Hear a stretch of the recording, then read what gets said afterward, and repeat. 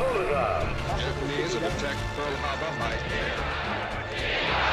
Ask not what your country can do. President Kennedy has been shot. One small step for man. These truths to be self-evident that all men are created equal. Mr. Gorbachev, tear down this wall.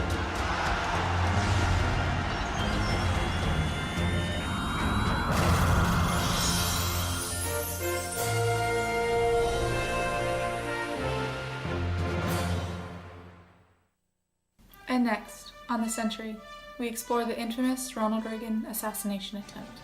I, Ronald Wilson Reagan, do solemnly swear that I will faithfully execute the office of President of the United States and will do my best ability to persevere, protect, and defend the Constitution of the United States. Thank you, Mr. President. Nearly a year after the newly elected president swore to uphold the presidential oath of office, an assassination attempt on his life was tested and failed.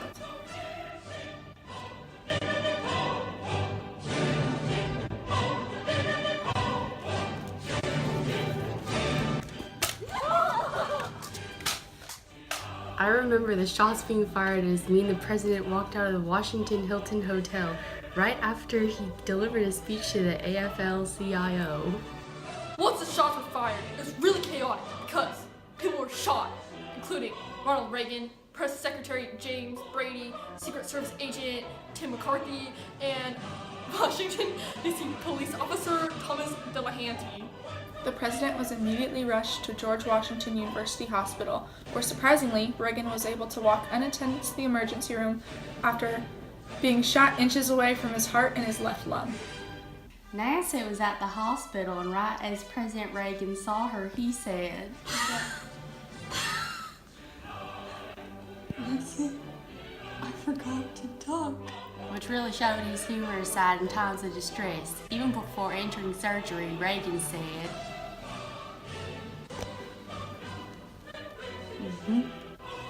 "We'll start your surgery soon, Mr. President." Hope y'all are Republicans today for me. We all are today, Mr. President. President Ronald Reagan spent only 11 days in the hospital and returned surprisingly quickly to the White House, where Vice President George H.W. Bush was keeping their agenda going. Reagan just had a relentless attitude. He wanted to return to the White House as soon as possible, which he did. In the summer of 1981, Reagan appointed Sandra Day O'Connor to be the first woman to serve on the United States Supreme Court. She was approved unanimously by the Senate. Furthermore, Reagan continued his planned cuts to federal spending and taxes, which became known as Reaganomics. In addition, the perpetrator, John Hinckley Jr., was immediately detained and found not guilty by reason of insanity. John Hinckley Jr.'s motive was to impress actress Jodie Foster, who was then recently featured in the 1976 film Taxi Driver. He developed an insane obsession for Foster and carried out this traumatic attempt, which the jury recognized and sent him to a mental hospital institute. And that's all for this episode. Next, we shall discuss Reagan's important role in the fall of the Berlin Wall.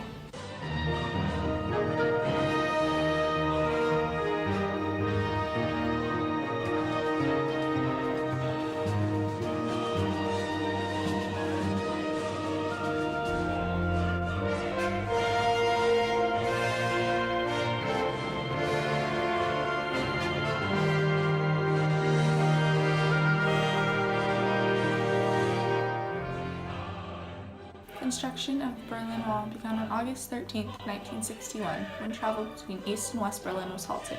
However, tensions surpassed their limits in the decade of the 1980s. Therefore, we will embark on a journey, together, of the fall of the Berlin Wall. It begins in 1987, after a 16-year break in action since the Four Powers Agreement was signed in 1971 under President Richard Nixon, when he visited the Berlin Wall. Reagan was a longtime negotiator because he advocated for peace in Europe, and this is why he was known as the Great Communicator. I mean, this was really first exhibited in the first of 3 summits in Geneva in 1985. Nothing was agreed upon here, but it did show both the United States and the USSR's desire to work together in the future. Gorbachev! Gorbachev? That's not okay. No, it's Gorbachev. No, sir. No, No, Gorbachev. sir. Gorbachev. I told you, you need to take those missiles No, away. you take missile away from my You, country. no. You say Gorbachev. Gorbachev. Gorbachev. Gorbachev. Say Gorbachev. Gorbachev. Gorbachev. Gorbachev. Missiles need to No, go. the missiles, you take 50%. 2%. Reagan and the Soviet Union representative Gorbachev began to develop a seemingly personal and effective relationship.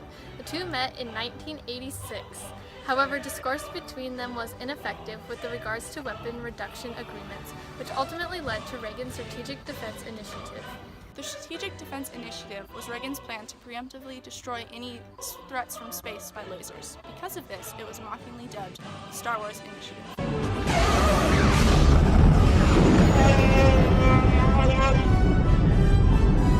Excuse you, sir. You take 50%.